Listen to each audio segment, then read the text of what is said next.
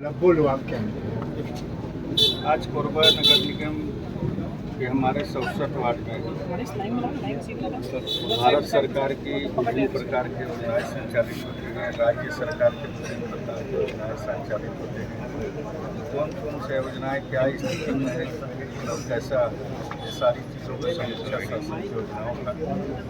और उसी तरह से हमारे बहुत सारे राज्य सरकार के माध्यम से, केंद्र के माध्यम से, केंद्र सरकार के माध्यम से, प्रभारी मंत्री पद से, विधायक पद से या खनिज न्यास पद से या अनुसूचित प्राधिकरण से, लघु संरचना पद से, अपना मध्य क्षेत्र विकास प्राधिकरण से बहुत सारे काम अभी 16-17 महीने के अंदर में स्वीकृति मिली है। कुछ निगम मन से भी काम बहुत सारे हो रहे हैं और उसका सारी चीज़ों का एक समीक्षात्मक बैठक रखे थे ताकि हम लोगों को भी जानकारी रहे कौन सा काम क्या कारण से शुरू नहीं हो पाया है, कौन सा काम कितने प्रगति पर है।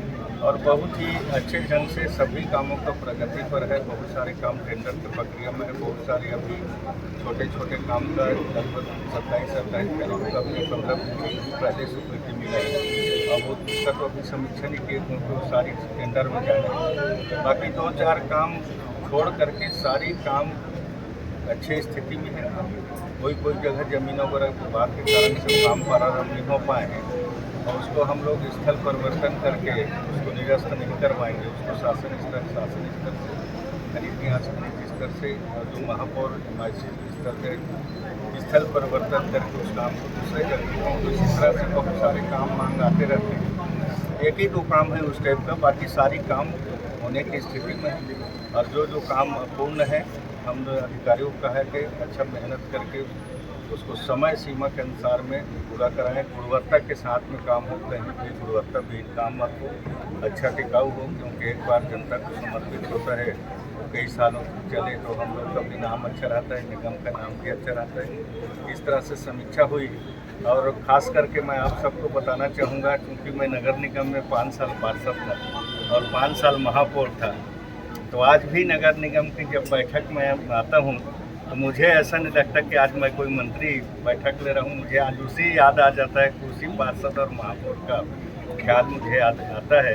और नगर निगम से मेरा भी बहुत पुराना नाता है और नगर निगम के अधिकारी आज भी मुझे उसी तरह से स्नेह प्रेम करते हैं और मैं भी उनको प्रेम स्नेह के साथ में काम करता हूँ। बोलने के समय बोलते हैं, बाकी अच्छा माहौल में काम हो, इसके लिए हम सबका प्रयास होता है। मंत्री जी, अशोक वाटिका को लेकर के जो बातें सामने आ रही है, उसका निजीकरण कर दिया गया है, फिर आपने शुल्क हटाने को कहा, और क्या है पूरा मामला है ये? देखिए, अभी उसका बातचीत चल रहा है और निश्चित तौर पर जनता के हित में ही काम होगा। और कलेक्टर साहब, आयुक्त साहब से मेरा चर्चा हुआ है और वो अर्बन कमेटी के माध्यम से उसका निर्णय लिया गया था। भले कांग्रेस को लोग बोल रहे हैं कि महापौर और मंत्री के साथ निर्णय हुआ है, उसका हम लोग को जानकारी नहीं था। बाकी विभाग में चर्चा हुआ है, अभी विस्तृत रूप से चर्चा करके जनता के लिए जो अच्छा होगा उसके लिए हम काम करेंगे। संचालन का जो मामला है, अभी देखें कि हम लोग गौठान में कुछ माताओं की मृत्यु हो गई, क्या कोई नया मॉडल पे गौठानों का संचालन होगा, क्या होगा?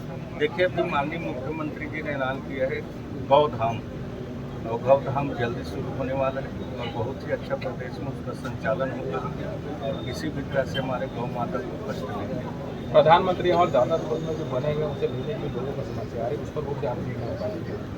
उसमें 3,25,000 रुपये उसका सरकार ने गाइडलाइन में रेट है और उसमें 32,000 रुपये महीना का किस्त में दिया जा रहा है। बैंक लोन का भी प्रावधान है और अभी बैठक में चर्चा आई थी, माननीय महापौर जी भी विषय को बोल रहे थे कि किस्त ज़्यादा है। बाकी वो भारत सरकार की गाइडलाइन है। निश्चित तौर पर मैं अपने कैबिनेट में इस बात को रखूँगा और उसको सरलीकरण का अगर राज्य शासन के अधिकार क्षेत्र में आएगा तो उसको किस्त को कम करने का निवेदन माननीय मुख्यमंत्री जी से, माननीय नगर प्रशासन मंत्री जी।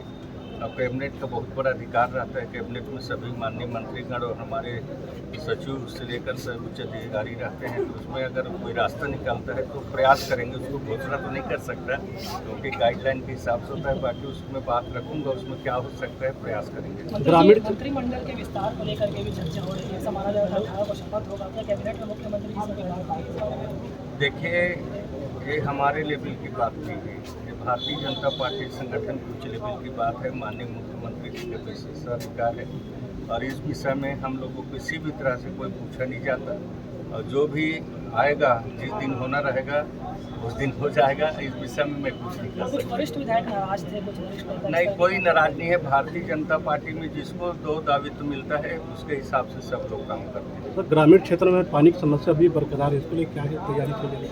देखिए, माननीय देश के प्रधानमंत्री ने जल मिशन के माध्यम से पूरे देश के अंदर हर घर में नल का पानी का पहुँचे, इसके लिए उनका प्रयास है। उन्होंने लगातार इसके लिए धनराशि भी जारी कर रहे हैं।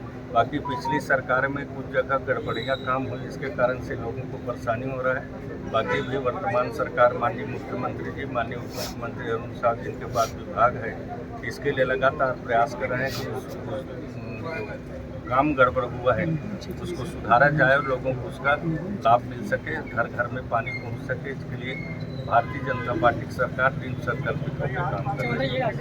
एल्युमिनियम पार्क कब तक बनकर तैयार हो जाएगा? ये समय सीमा है क्या? एल्युमिनियम पार्क के लिए हम लोग लगातार प्रयास कर रहे हैं। उसकी ज़मीन भी होना चाहिए और CSB का पावर प्लांट बन पड़ा है, उसके लिए CSB से हम लोगों ने उद्योग विभाग के माध्यम से ज़मीन के मांग की है और माननीय सचिव जी से, माननीय अपने विद्युत सचिव जी से और माननीय मुख्यमंत्री जी से मैं आग्रह किया है। तो बोर्ड के अपने सचिव जी बोले कि इस बार की बोर्ड की जो बैठक होगा उसमें उसका निर्णय हो जाएगा और जल्दी उसका NOC मिल जाएगा। जैसे NOC मिलेगा उद्योग विभाग उसका काम प्रारंभ करेगा। बड़ी संख्या में आज ग्रामीण यहाँ पर आए हुए थे अवैध शराब बिक्री को लेकर। आबकारी विभाग के ऊपर लगातार निष्क्रियता का आरोप लगा रहे हैं। आपसे भी मिलने के वो इच्छुक थे लेकिन उन्हें बाहर भेज दिया गया। इस तरह से शराबबंदी का भी मांग कर रहे हैं।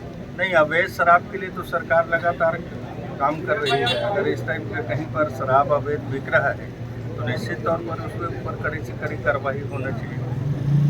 ठीक है मंत्री जी।